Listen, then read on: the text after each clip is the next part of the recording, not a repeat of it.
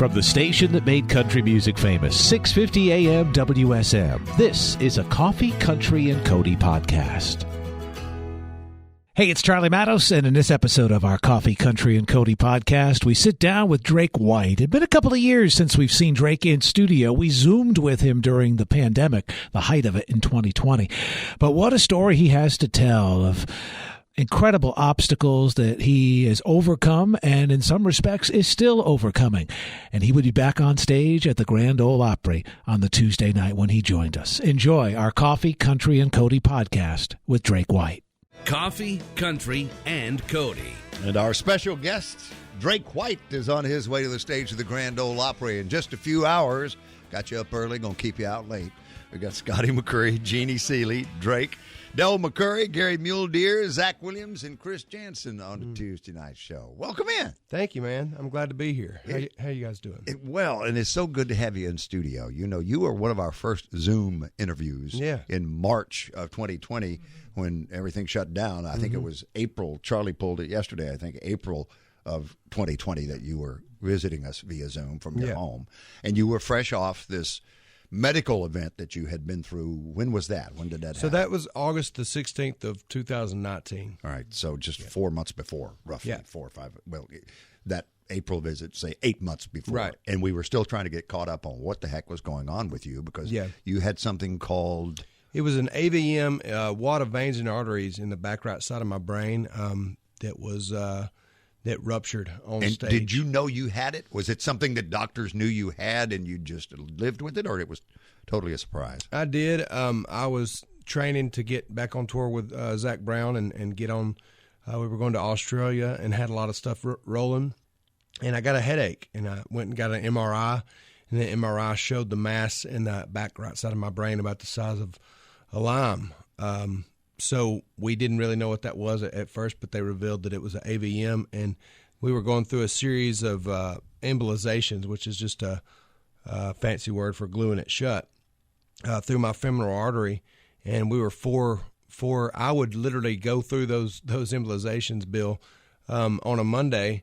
I would rest Tuesday and Wednesday, and then be on the road Thursday, playing Friday and Saturday. And the doctors here were supportive of that, and what happened on stage as far as that rupturing, it's like a 2% chance of that happening. So it was a big thing, and when that happened, it paralyzed my left side, and so I had to relearn how to walk.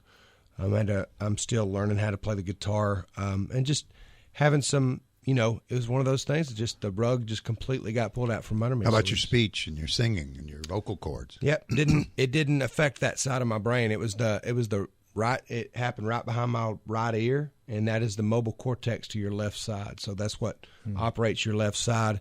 So that's the only thing that it affected. But my cognitive ability, and contrary to what my wife says, my cognitive ability and my speech and my singing, I would say it got stronger, you know, because I was able to focus on that a little more. Arterial venous malformation is the AVM, correct? Yes, sir.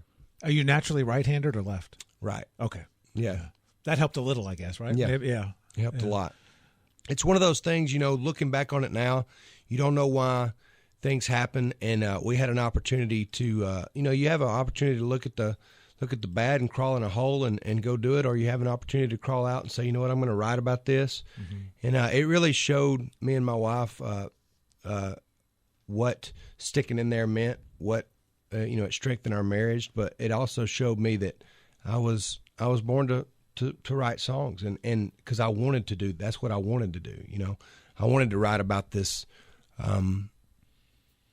this stroke. I wanted to write and help people and inspire people, and you don't really feel like doing much of nothing when you're in that position. But I had this strong urge to get this story out here and to help people that were going through something similar, and it almost gave me an authority because I'd always been optimistic, hence the album title. But now, with a Y in Mystic, right, by the way. Instead of the eye roll from the skeptic of this young guy that's optimistic from Alabama about everything that's coming through, now he's lived through something that, not many people would have been optimistic through. And now have a relentless muse, I call it. So it's one of those things that I say it's the best thing that ever happened to me, because it is. I've still got a little bit of a limp, but maybe somebody needs to see me limp on stage to know that it's all right if they've got a limp or they got a speech impairment, whatever it is that's ailing them. Maybe these songs, maybe this record will help them through that. Have you heard from people like through social media? Oh, yeah. Like, I can only imagine how fulfilling that is. Yeah, I mean, y'all said when we zoomed in here, and I mean, I've done hundreds of interviews and those things, and just trying to get the word out there. And folks, there's been so many letters of inspiration and people saying, you know what, I had this brain injury, or I had this cancer, or I had this, something happened to me in my life. And you realize you're not alone. And that was, the pandemic happened right after this injury. So that isolation of being alone, I think, was the toughest part. And people, I lost my grandmother, my grandparent, my grandfather, and people lost a lot of touch with reality and being able to talk to people. But we pushed through and just, we jammed in my barn on Wednesday nights, every Wednesday night through the pandemic, called it Wednesday Night Therapy, and gave me something to look forward to, gave our fans something to tune into. And that formed this record, because we were able to watch comments, go down. So I was writing on Zoom, and my publisher, I got to tell this story. He said, when I got out of the hospital, I was on a walker and had the tennis balls on the walker and kind of sliding down through there. And I called my publisher and said, hey, I got a lot of ideas I want to write. Can, call up my circle of writers that he goes, well, nobody's writing. The pandemic set in. Would you be willing to try Zoom? Because we all know that writing a song's hard enough. I said, man, I'll try Morse code. I'll try smoke signals.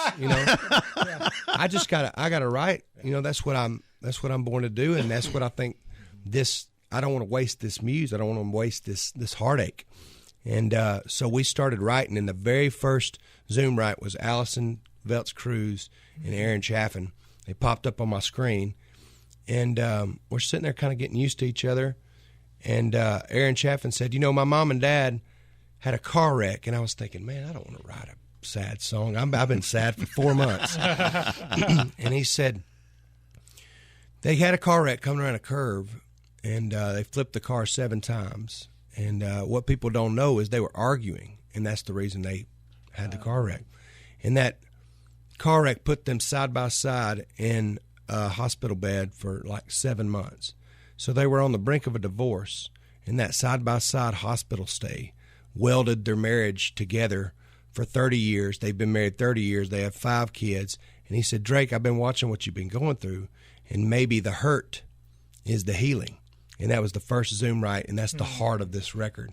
Wow. So that's the kind of stuff that I'm thankful for. I would not have written The Hurt's the Healing. I would have not written this record if I wouldn't have been through the stroke and being paralyzed and all that stuff, and seeing my wife literally help me learn how to walk again. I was going to ask you to before we play "Power of a Woman" and for people to see it on Circle Television and hear it all over the world on WSM Radio, tell us about this former elementary school teacher, Alex. Is that right? Yeah. So my wife is her name's Alex, and she is she's got a catering company called Milk and Honey right now, but she was and she quit teaching to start. She moved here and started teaching here, but she had been teaching about 8 years as a kindergarten teacher, and that's my wife, and she is a servant. She just serves everybody that comes in and comes into our place or wherever. That's just what she loves. That's her love language. So when this happened, she was the person that literally picked me up off the floor and said, nope, we haven't had kids yet. You haven't fulfilled what we've seen in our dreams. Like, keep going. And then when she would become, weak or something like that, I'd pick her up. So it just kind of went back and forth, because she had a stint where she's got an autoimmune disorder that we found out about in 2020. And it made her whole body go numb from her breast down. So we were in a position, guys, where I couldn't walk without a walker, and she was paralyzed from the breast down. So people asked me what I did, hey, what'd you do? I said, we called our moms. Because all you do is pray, like whether you believe or not, you hit your knees, not even your knees, you hit your forehead. And you say, you got to help me. You got to help me walk. Because here's this pandemic that set in. My business is, we don't have any business. And I can't walk. My wife can't walk. We don't have kids. All these dreams that you've showed us, what's going on? What are we supposed to do? And just getting through that is what this record's about. Getting through that is what life's about. And I feel like I'm a better human being for it. Drake White, in just a few hours, going to be on the stage of the Grand Ole Opry with Scotty McCreery, Jeannie Seeley, Del McCurry, Gary Muledeer, Zach Williams, and Chris Jansen. When was your Opry debut? Refresh my memory. I was there for it. It's been, I don't really remember. It's been years ago. I mean, it's July 2013. Yeah, I looked 2013. I looked it up. Yeah, wow. Yeah. So what were you? You were also looking a bit distracted. Oh, over there. I'm just getting so hungry. You're looking at your brackets from the NCAA tournament. No, I've torn. No, they don't. What brackets? They don't exist. No, I'm looking at the catering menu for the Milk and Honey Food Company, and I'm looking at the Southern dinner with the garlic roasted chicken breast and smoked pork tenderloin, locally sourced, the mac and cheese, rosemary potatoes, slow roasted green beans. Oh my gosh, this is Alex's company. It's something else, man. She's got I've been a builder really my whole life. I love building barns and stuff, and so we just built a barn, and it's called Whitewood Hollow. She got a kitchen in it, and she rocks it, man. You said on the way in, you said landscaping was something you had done in your past? Oh, yeah. You're looking at the beauty of the Opryland Hotel landscaping crew. Yeah, all the tulips and all the work that's going on out there, and I just kind of heard the blowers, and it makes me happy because that's what I used to do is landscape and construction work. But yes, it's gorgeous. Hey, you get a little downtime off the tour. Horticulture, they'll hire you. Yeah, I'll put in a word for you. Yeah. Put me down as a reference. Okay? All right, I will. I will. Hard work's good for you. Hey, go back to the video real quick and the people that we saw in Power of a Woman, all those different women from all walks of life and how that came to be. Yeah, man. One of my favorite spots here in Nashville is Wendell Smith's, and me and my wife were in there eating an omelet and drinking some coffee, and she said, it's these women that are the backbone of this country, that are the backbone of this world, juggling kids, and I know those ladies' problems in there. We talk to them, and I come in there a lot. And she said, we need to shine some light on them and ask your fans who their powerful woman is in their life. And so we got all these submissions, thousands and thousands of submissions of these ladies. And that's what this compilation in this video is just all the ladies that are keeping their family going, keeping their lives going. And it started in that little diner, and it's pretty special. So tell me more about the tour. The new album, of course, if you just joined us, we got Drake White in studio on his way to the Opry. It's called Optimistic, and it's MYSTIC is the spelling on optimistic. Yeah. And then, of course, we had Power of a Woman that we featured a little bit ago. We're going to close with another song that's very personal to you. But the tour looks like after the Opry, you head back out to New York in a couple of days. Yeah. With the record, we're going out to New York to promote that. But the second leg of the Optimistic, OPTIMYSTIC. It's something I've always done since I was a kid, and that's like just kind of the Rubik's Cube of putting words together. But the definition of that would be keeping your glass half full through the mystery that life throws at you. Because the last 2 years have just been a mystery. I mean, we don't know why the stroke happened. We don't know why cancer happens. We don't know why fertility issues happen. We don't know why pandemics happen, but we have to keep going. We have to keep writing. We have to keep pushing through. And so this tour represents almost a revival of a Drakeconnaissance, if you will. I like that. It's I actually stole that from Matthew McConaughey's book. He said a McConaissance, but anyway, y'all can use it. But it's a reminder to go out there and just live, just push through. And the spelling of that is it is a mystery. It's supposed to be a mystery. Enjoy it. Enjoy that it is, and know that if you did know everything, it wouldn't be near as fun. So And the Gramercy is one of those beautiful old theaters. 1937 is when it was built, so it's got a lot of history in it. That's the play in New York City. In Portland, Maine, Hampton, New Hampshire, Wilmington, Delaware, Rocky Mount, Virginia, all in the next week for our guest, Drake White. You're on 650 AM WSM. The Optimistic is the album. And what's the last thing we're going to close with? Hurts to Healing. Yeah. Yeah.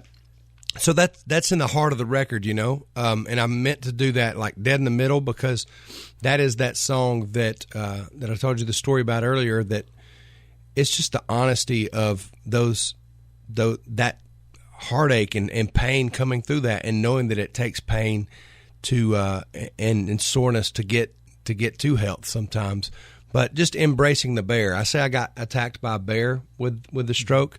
And it's embracing that bear and befriending it and running towards it instead of running away from it. And that's kind of what the Hurts to Healing means. Thanks for sharing your story this morning, being so open about it, Drake. Absolutely. My pleasure. You'll see him again in about 10 hours. Yeah. We'll be together again just across the parking lot. Yeah. As we sit here. Right over there. In the shadow of the Grand Ole Opry House. I'm looking for Drake White.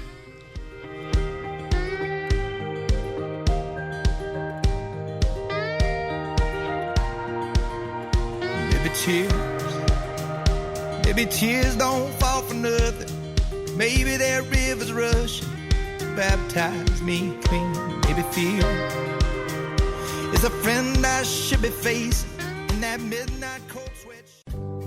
Thanks for listening to our Coffee, Country, and Cody podcast. Our program director at WSM Radio is J. Patrick Tittle. Our digital producer is Haley Hall. Marketing and promotions director is Amanda Cannon. And I'm Charlie Matos. If you like what you've heard, make sure you subscribe so you never miss an episode. And leave us a review on iTunes. It really does help new people find the show.